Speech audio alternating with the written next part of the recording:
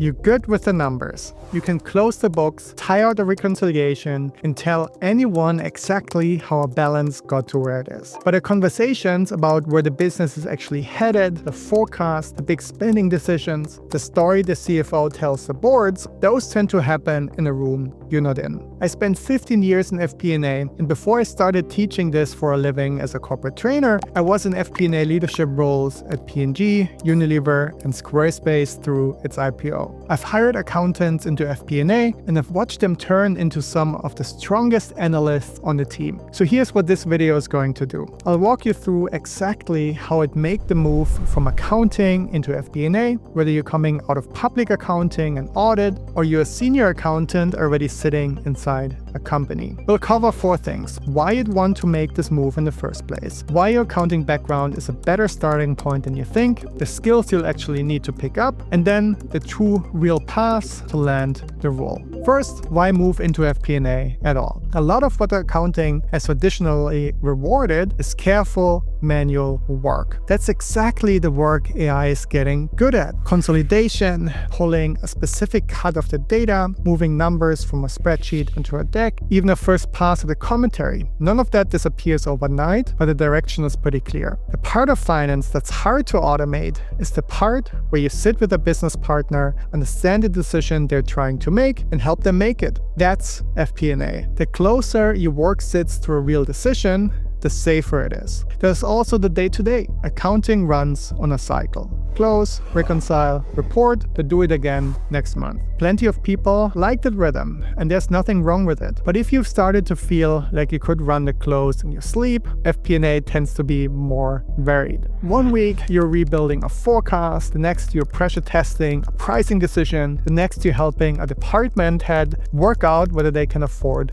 a new hire. And then there's the part that surprised me most when I moved into this work. When you make a recommendation and you watch the business act on it, when the thing you model becomes the thing the company does, that's genuinely rewarding. You stop being the person who reports what happened, and you start being one of the people shaping what happens next. And there's something I don't think enough accountants give themselves credit for. You're starting from a much stronger base than most people who walk into FP&A. Accounting is the language of business, and you already speak it fluently. You understand how the P&L, the balance sheet, and the cash flow statement connect, and that connection is where a huge amount of decision-making actually lives. When a leader asks, "Can we afford this?" answering it well means holding all 3 statements in your head at once. A lot of analysts who came up through banking or strategy can build a slick model but get fuzzy on how a capex decision flows through depreciation, or why net income and cash can move in completely different directions. You won't. You also know where the numbers come from.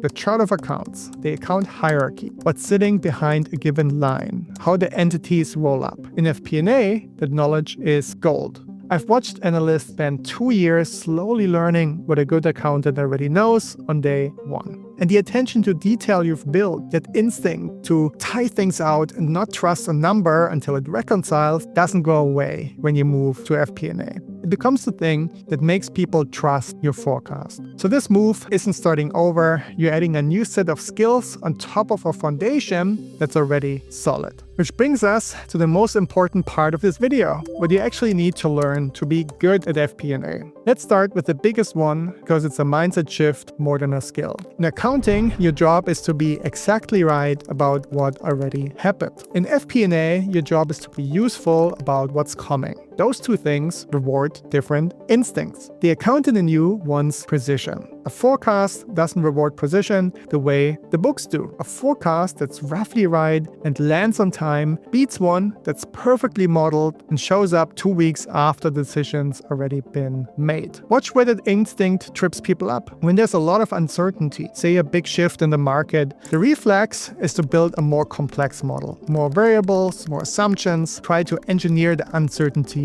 away. That usually backfires. I've seen this again and again, both in my own practice in FP&A and training finance leaders. Every assumption you add can be wrong, and when assumptions interact, those errors don't just add up, they multiply. I call it error stacking. When things are uncertain, keep the model simple. Run it for a month or 2, see how it holds up, and only then add detail where you've earned it. One more piece of this. As an accountant, you'll sometimes ask a business partner for a number and hear, I don't know, I can't tell you that yet. A nice trick there is a quick break-even analysis. Instead of asking them to forecast sales for a new project out of thin air, work out how much they'd need to sell for the project just to break even, and take that number back to them. We need to sell this much over 3 years to make this worth it. Is that realistic? Someone who can't build a forecast from scratch can almost always react to a number, and that reaction is your starting point. The second thing to learn is how to actually build a forecast and how to think in drivers instead of accounts. At a minimum, get comfortable with 2 angles on every forecast. A top-down view, which starts with the strategy and works down to what that implies, and a bottom-up view, which you build by asking each team for the plan and adding it all up. The interesting part is the gap between them. The top-down number, usually built by leadership or finance, tends to be ambitious. The bottom-up number, built by the teams who actually have to hit it, tends to be cautious. So there's a gap. That gap isn't a problem to paper over, it's your best conversation. You can walk over to the head of marketing and say, our top-down says this, your plan says that. Can we sit down and compare the assumptions? That lands very differently than telling someone their number looks low. Underneath both of those, learn driver-based forecasting. Rather than projecting each account forward line by line, you connect the business drivers to the financial result. What moves revenue? Maybe it's awareness, conversion, price, and the marketing spend sitting behind them. You list the 10 or 15 drivers that genuinely matter. You estimate how each one moves the financials, and then you can run scenarios of them. A conservative case, a base case, a more aggressive one. What I love about working this way, and this is the real reason to learn it, is that it forces you to understand the business. You can't list the drivers without knowing what the company is actually trying to do. That's the muscle that separates an FP&A analyst from a spreadsheet operator. Third, and this one's going to feel familiar, learn to add the so what to your analysis. You already do part of this. Every month in the close, you write flux or variance commentary. Professional fees came in unfavorable by $250,000. That's the what. The increase is mostly down to your audit firm, let's say. That's the why. In a lot of accounting commentary, that's where it stops. In FP&A, that's where the actual job starts. The so what is the interpretation. In this case, it might be this. The auditor didn't do more work, they raised their price. So we should put the engagement out to tender and see if another firm can do better. Now you've handed a leader something they can act on. I teach this as what, why, so what. And the test for whether you've dug deep enough is simple. Keep asking why until your analysis points to 1 or 2 specific actions. Not a dozen, 1 or 2. Fees went up because of the auditor, points nowhere. There are a dozen reasons that could be true. Fees went up because of price increase, so let's run a tender. That points to a decision. The moment you can name the action, you're done. Until then, keep looking. Build that one habit. Taking the variance commentary you already write and pushing it through to the action, you'll stand out in an FP&A interview right away. The fourth skill is the one that makes the whole career hard to automate, and that's business partnering. This is the skill AI can't take from you because it runs on people and judgment. Being a good business partner sits at the intersection of 2 things. Empathy, being able to put yourself in your partner's shoes and understand what they actually care about, and business acumen, which means knowing enough about how the business works to connect what's happening on the ground to what shows up in the numbers. When you have both, you can do what a great finance partner does. You can point clearly to what's driving performance so the company actually learns from it. You're able to cut through the noise and tell a partner which 2 or 3 metrics matter this month instead of burying them in data. You can flag a new metric worth watching before it turns into a problem. And because finance sees the whole P&L, you can nudge people towards smarter calls, like steering a sales team toward the products that are more profitable rather than the ones that are easiest to sell. I learned this the hard way in my first role at Procter & Gamble, where I was the finance partner to a sales team that was relentlessly optimistic. Every forecast came in high. What I worked out over time is that arguing about whether the number was too big never got me anywhere. Asking how they got to it did. walk me through the methodology. Or I do my own rough back of the envelope math, land on a different number and say, I got 1.3 million, you've got 1 million, can we compare where we differ? Same disagreement, completely different conversation, because now we're both looking at assumptions instead of defending positions. And building the skill is simpler than people expect. Ask to sit in on the business review meetings your partners already run. You don't have to say a word at first. Listen, learn how they think, and over time, you start asking the right questions at the right moments. That's how influence grows. So those are the 4 shifts. Move from being exactly right about the past to being useful about the future. Learn to forecast top down and bottom up, and to think in drivers. Take the variance work you already do and push it through to the so what, and build the business partnering skills that make you genuinely hard to replace. Quick thing before we talk about how to actually make the move. Everything we're talking through today is the kind of work I teach in a free live training I run called Steal My FP&A Playbook. I talk you through the actual frameworks I used in FP&A at Procter & Gamble, Unilever, and Squarespace, and what I now teach at Wharton and as a corporate trainer. You can ask me questions live, it's free,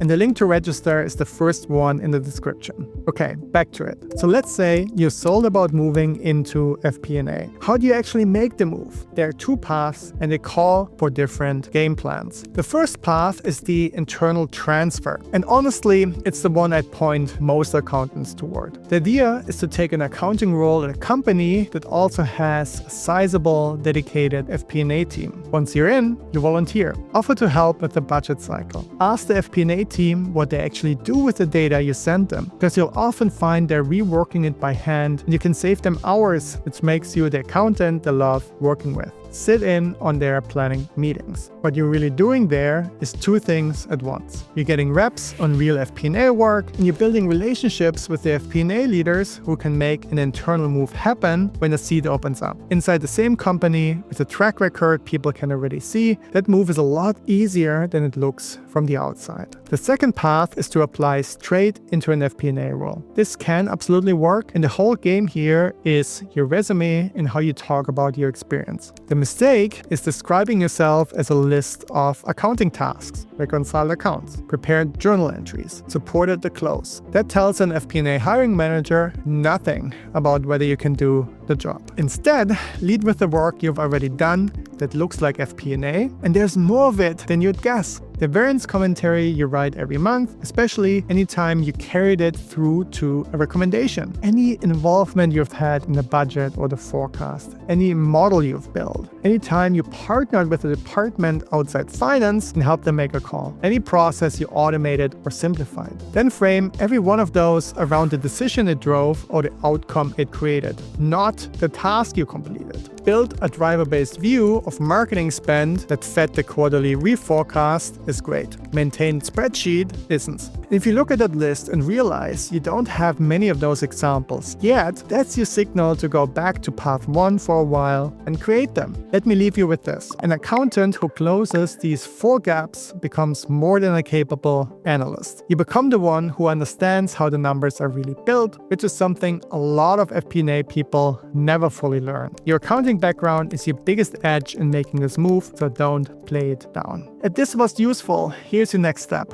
I run a free live training called Steal My FP&A Playbook, where I go deeper on the frameworks behind everything we covered today and take your questions in real time. The link to register is in the description, and I'd love to see you there.